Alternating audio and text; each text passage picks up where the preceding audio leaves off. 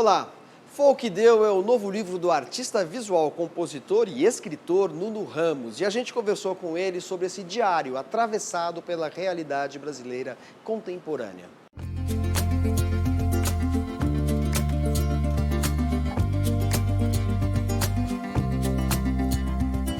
Nuno, o que é Foi o que deu? Tá aqui dito, um diário. Mas esse título, o que quer dizer? Então, a palavra foi o que deu, na verdade, quem me disse uma vez, sem querer dizê-la, foi a Mira Schendel, que ela teve um câncer assim, de pulmão muito veloz. Eu era muito novo, eu estava conversando com ela e tentando levantar o astral dela e dizendo, mas veja a importância de tudo que você fez, blá blá, para tanta gente, blá, blá, blá, e ela falou assim, foi o que deu. Ela era de origem suíça, tinha um português assim com algum sotaque e falou essa frase. E aí eu fiquei pensando nessa palavra e ela tem essa mágica. E essa ambivalência do título aparece muito nesse diário, porque você fala da sua obra, foi o que deu para você fazer, mas também você fala de um país que vai se impondo ao longo das páginas. Porque no começo você fala de instalações, as montagens, faz uma reflexão, vamos dizer assim, metalinguística ou crítica sobre o seu próprio trabalho, sobre os seus processos, sobre a incompletude, a impossibilidade inerente à própria arte de representar ou, enfim, se coagular em sentido. Mas a realidade, que corresponde ao segundo sentido, mais desastroso, vai se impondo e ao longo do tempo o diário vai também sendo invadido, digamos assim, pela situação do país. Né? Eu acho que ele tem um fundo que é um pouco etário e é um pouco político, ou seja, um pouco pessoal. Eu tô com 62 anos, então eu também estou mais velho, né? Mas é também político, que eu acho que é um enorme estranhamento. Quer dizer, eu acho que o tema do livro, no fundo, é como se as coisas fossem ficando loucamente estranhas, loucamente irreconhecíveis. E, portanto, a pessoa que estranha o mundo também acho que vai ficando mais solitária, porque, num certo sentido, eu nunca tinha feito um diário, né? É como se eu estivesse precisando de uma companhia, assim, para atravessar essa... Então, esse tema do estranhamento que está no livro, eu acho que é um tema que me acompanha mais e que me parece ter um sentido pessoal, mas talvez também político. Quer dizer, para mim há um não reconhecimento do mundo em muita coisa e eu acho que eu preciso achar esse lugar mesmo de dizer o que eu não reconheço e por quê.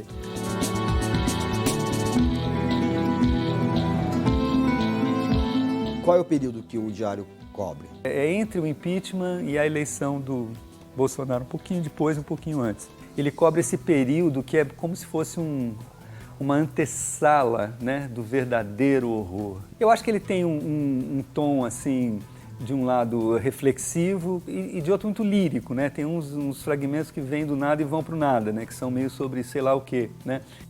É um sentido diferente mesmo dos outros livros, embora essa estrutura de juntar o que não junta esteja em tudo que eu faço, nos quadros, em tudo, mas eu acho que de fato eu me senti um pouco acompanhado pelo livro, como se eu estivesse atravessando um período muito confuso.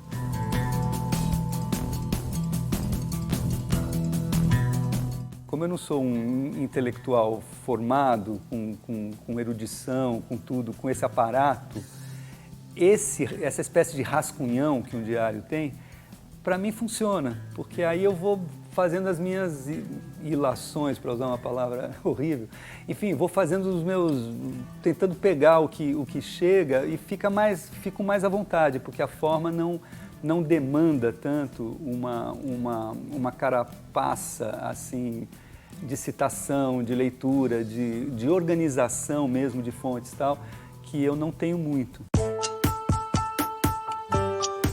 Então, digamos, essa voltagem crítica mais improvisada tal, nessa forma eu acho que ela funciona mais, eu fiquei mais livre também para opinar, para ir dizendo um monte de coisa que me vinha a cabeça, que se eu fosse desenvolver mesmo, eu acho que, por exemplo, eu falei mesmo, né? O tema do mesmo é um tema forte.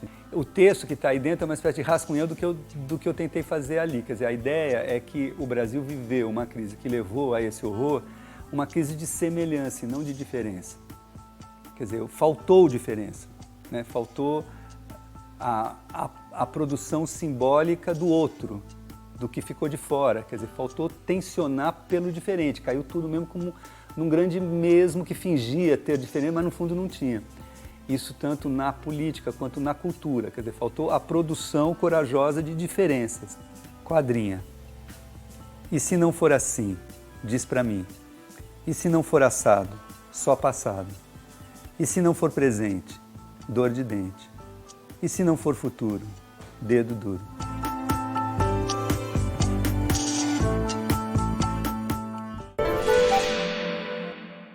Olá, gente! Eu adoro quando vai chegando o dia 31 de outubro, quando a gente vai se aproximando do Dia das Bruxas, o Halloween, como você quiser chamar, porque é a desculpa perfeita que eu tenho pra falar desse cara que tá aqui, ó, enfeitando a minha biblioteca, Edgar Allan Poe. Se você nunca leu nada dele, pare o que você está fazendo e você precisa conhecer o trabalho desse escritor americano. Afinal, ele é considerado o inventor, o criador de vários gêneros que são lembrados nessa ocasião de Dia das Bruxas. E eu quero aproveitar essa ocasião, esse espaço que eu tenho no programa Entre Linhas, para recomendar para você a leitura não só dos contos do Edgar Allan Poe, mas também de escritores brasileiros que honraram essa tradição que ele instituiu na primeira metade do século XIX. Por incrível que pareça, há sim no Brasil tradição nessa área do horror, do sobrenatural, do suspense psicológico. Muito pouca gente consegue enumerar quais são os escritores que se lambuzaram no terror, que falaram de monstros e fantasmas, que exploraram o universo sobrenatural sem ser de maneira debochada ou paródica. Mas eu tenho algumas indicações para vocês que estão reunidas aqui nesse livro. Ele foi publicado em 2019 pela editora Darkside. É fácil de encontrar, ele se chama Medo Imortal, mas todos os contos presentes nele estão em domínio público, então você pode encontrar fácil na internet. Esse livro traz histórias de escritores clássicos brasileiros que se tornaram patronos e imortais da Academia Brasileira de Letras dentro dessa temática do horror e do sobrenatural. E um deles é o Álvares de Azevedo, que publicou em 1855 O Noite na Taverna.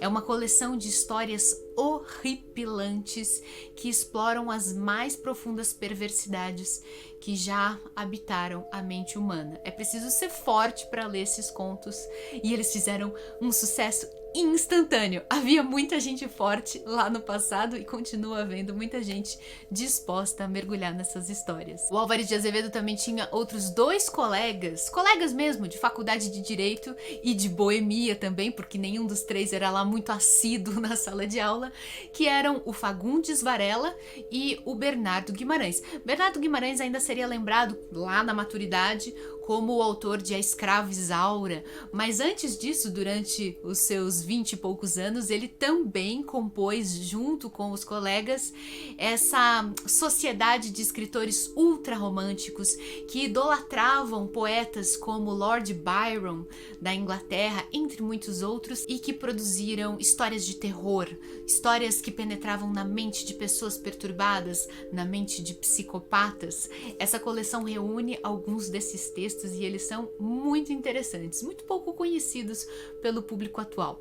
Então sim, na tradição literária brasileira também existem autores que podem ser lidos no Halloween e eu recomendo que você faça isso. Isso vai te dar uma outra visão da literatura brasileira e eu tenho certeza que essas histórias vão habitar a sua imaginação pelo tempo que te resta de vida. Um beijo a todos, até o próximo vídeo.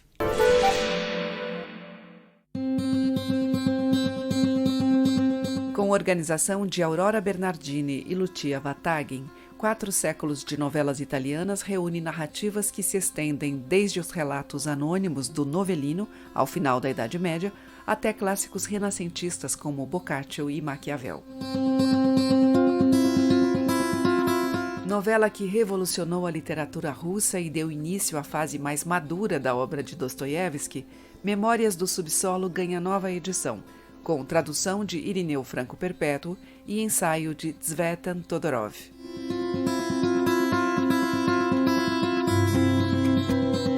Apenas um Subversivo é a autobiografia com forte teor político do escritor e dramaturgo Dias Gomes, que morreu em 1999 e cujo centenário de nascimento se comemora neste mês de outubro.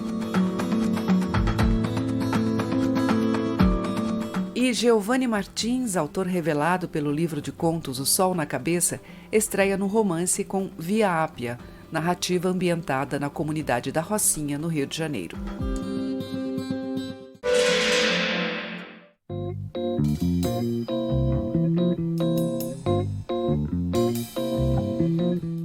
Hoje eu recomendo para vocês um livro chamado O Enigma das Ondas. É um livro de poesia de um autor contemporâneo brasileiro chamado Rodrigo Garcia Lopes. O estilo dele é muito direto, muito fácil de ler e, no entanto, é bem profundo.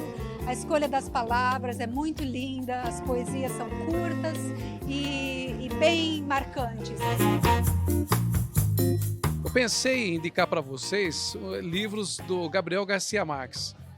E acho que Amor em Tempo de Cólera seria uma coisa fantástica para vocês lerem. Ele é praticamente o maior escritor do realismo fantástico. E eu nunca imaginei que fosse ler livros dele há 40 anos atrás e hoje viver esse realismo fantástico na vida mesmo.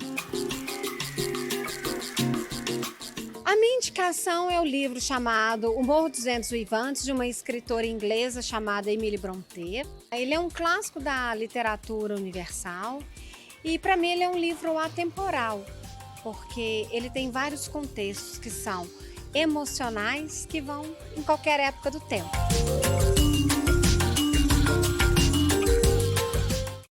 Depois do intervalo, uma conversa com a poeta Cláudia Roquette Pinto sobre o seu novo livro, Alma Corsária. O Entre Linhas volta já.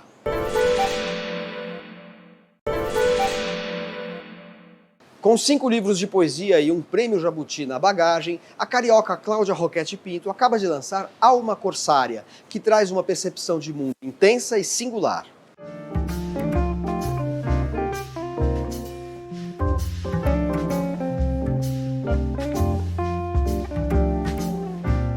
Cláudia, você publica Alma Corsária 17 anos depois do seu livro de poesia anterior, Margem de Manobra. Que lugar esse livro ocupa dentro da sua obra? Olha, Manuel, esse livro ocupa um lugar da maturidade, não querendo parecer arrogante, mas assim, da maturidade existencial, né? Eu vou fazer 60 anos ano que vem e eu fiquei 17 anos sem publicar. Não fiquei 17 anos sem escrever. Eu publiquei outras coisas diferentes de poesia, mas voltar para a poesia, para mim, é um reencontro muito grande. Voltar no sentido de agora estar botando meu trabalho a público para andar, para ser absorvido, digerido e devolvido para mim, que acho que é uma coisa que nos motiva imensamente. Acho que é um livro que tem uma... Ele é um pouco mais acessível, porque eu acho que na minha trajetória poética eu vim sendo cada vez menos solipsista, cada vez menos enigmática e cada vez mais prosaica, não necessariamente no mau sentido da palavra. E acho que isso também tem a ver com a linguagem que eu precisei usar para elaborar as questões que eu estava, que estavam me interessando.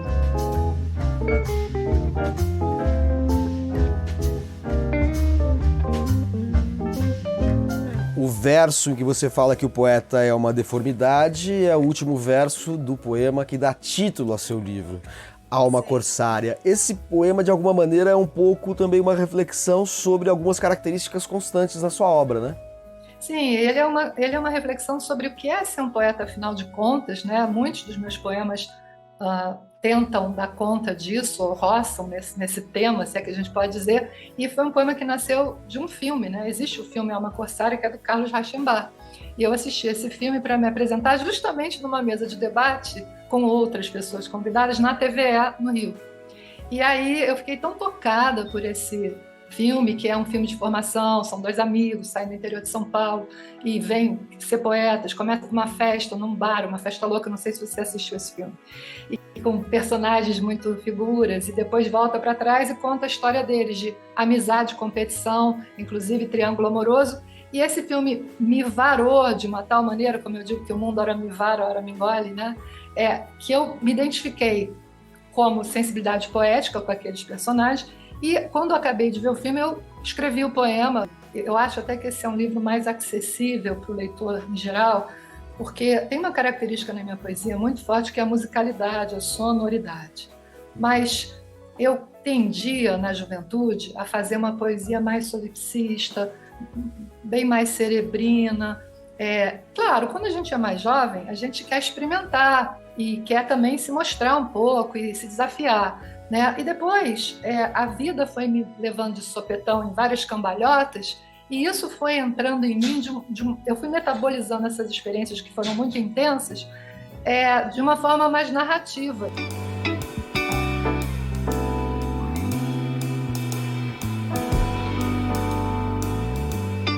Agora, o livro tem várias seções e uma delas é Escritos na Pandemia. O que são esses poemas exatamente? Qual é a tônica deles? A tônica desses poemas, na verdade, é o desespero de estar isolada. Eu passei 2 anos e tanto sozinha no meu apartamento. Meus filhos já são grandes. Meu pai é idoso, morreu ano passado, não podia visitá-lo antes das vacinas. E naquele desespero de trabalhar em home office, acordar todo dia sozinha, almoçar sozinha, jantar sozinha. Ainda bem que podia almoçar e jantar, não é? Mas assim, a piração que é isso foi incrível, porque foi uma mola para eu pegar e escrever que nem uma louca. Realmente eu descarreguei toda a minha angústia existencial nesses poemas, e sobretudo tem poemas que são altamente, até poemas que eu me espantei de eu ter escrito e que são quase assim, são poemas engajados de uma forma bem explícita, porque o que a gente vive, né, nessa atual conjuntura está muito difícil de engolir e de aceitar. Então, são poemas revoltados, vamos dizer assim.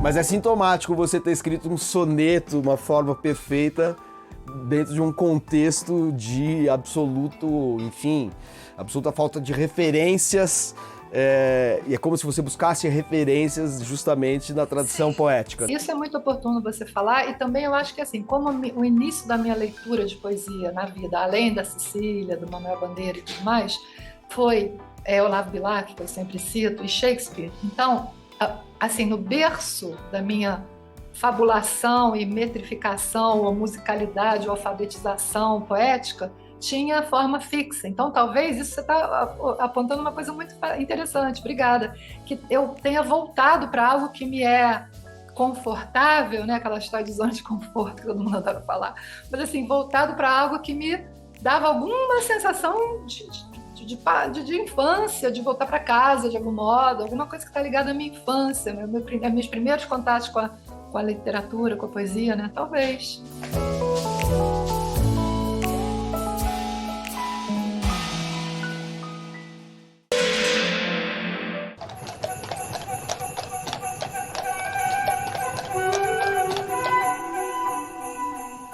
Antes que surgisse uma arte moderna, proposta por vanguardas do início do século XX, como o cubismo, dadaísmo e surrealismo, surgiu uma sensibilidade moderna, marcada pelo efeito do choque da realidade industrial e da vida nas metrópoles, cujas multidões desnorteiam o indivíduo e tornam tudo efêmero e contingente. Dispersa na obra de vários artistas, essa sensibilidade surgiu ainda no século XIX e encontrou sua melhor expressão na poesia e nos ensaios do francês Charles Baudelaire. Nascido em Paris em 1821, Baudelaire fez da vida boêmia e dissoluta um dos temas de As Flores do Mal, livro de 1857, que reúne a maior parte de seus poemas e que celebra a beleza mórbida e o erotismo satânico, levando a um processo pela justiça francesa por ofensa à moral religiosa e ultraje aos costumes. As Flores do Mal lançaria as bases da poesia simbolista francesa de Rimbaud, Verlaine e Mallarmé. Mas foi como crítico de arte que Baudelaire identificou a nova sensibilidade, sobretudo em O Pintor da Vida Moderna. Nesse ensaio, ele analisa a pintura de Constantin Guy, nela destacando uma forma de captar aquilo que é, ao mesmo tempo, belo e estranho, sublime e fugaz. Essa percepção da modernidade reaparecerá nos Pequenos Poemas em Prosa, obra póstuma também conhecida como Spleen de Paris, na qual Baudelaire recria a experiência de transitar pelas ruas de Paris, onde encontra figuras insólitas, mendigos, dandies, prostitutas, e se abre para o impacto de uma paisagem que embaralha códigos sociais e estéticos. Baudelaire teve enorme repercussão também no Brasil, desde Machado de Assis e os poetas parnasianos e simbolistas, até um contemporâneo como Nuno Ramos, cujo livro O Mal Vidraceiro extrai seu título de um dos poemas em prosa do escritor francês, morto em 1867, aos 46 anos. O Entre Linhas de hoje termina com Emanuel Araújo, artista plástico, escultor, curador e museólogo baiano que se radicou em São Paulo, onde morreu em setembro passado aos 81 anos. Emanuel Araújo foi diretor da Pinacoteca do Estado de São Paulo e do Museu Afro-Brasil. Realizou cerca de 50 exposições individuais, participou de cerca de 150 exposições coletivas pelo Brasil e pelo mundo, sempre relacionando a herança africana e a cultura brasileira. Até a semana que vem. Eu tinha uma sorte enorme de ter sido apresentado por Jorge Amado a algumas pessoas, mas também tinha meu talento aí, naturalmente, para ter esse espaço aberto em São Paulo e no Rio, portanto, né?